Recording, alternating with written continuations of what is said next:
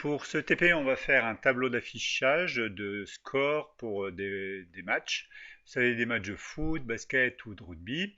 Donc si on choisit ici soit 1 point, 2 points, 3 points, 5 points. Si c'est les locaux qui marquent ici, vous avez 5 points ici. Si je mets 2 pour les visiteurs, vous avez 2 points pour les visiteurs. Donc c'est des images que vous allez mettre ici. Et comme on a des images pour les unités et des images pour les dizaines, ce qui fait que si j'arrive 7, 9 ici, il va falloir traiter le 11, si je fais encore là, 11 en deux images. C'est-à-dire que 11, si vous divisez par 10, il vous reste 1 et vous mettrez l'image du 1. Et ici, pour avoir les unités, vous mettez le modulo, c'est-à-dire pour avoir sur 13 modulo 3, le reste, vous aurez 3.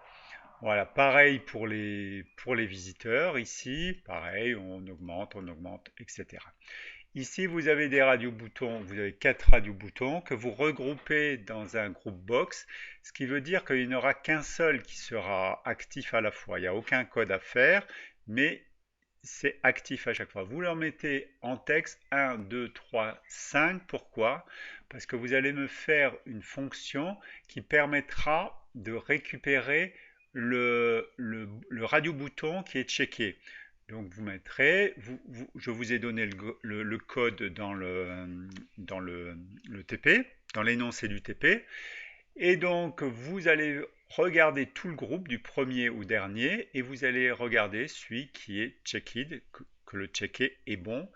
Et à ce moment-là, vous récupérez son texte et vous le convertissez en entier. Et la fonction retournera le nombre. Vous aurez deux attributs, un attribut pour le score des locaux, un attribut pour le score des visiteurs.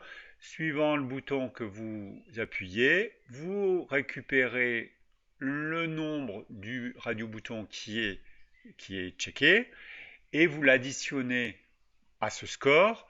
Une fois que vous avez ce nouveau score, vous affichez l'image pour les dizaines et les images pour les unités.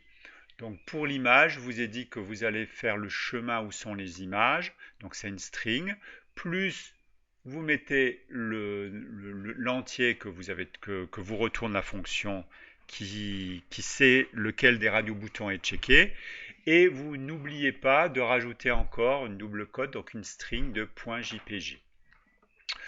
Le dernier point, oui, init, ça remet les scores à 0 et les deux attributs, score des locaux et score des visiteurs.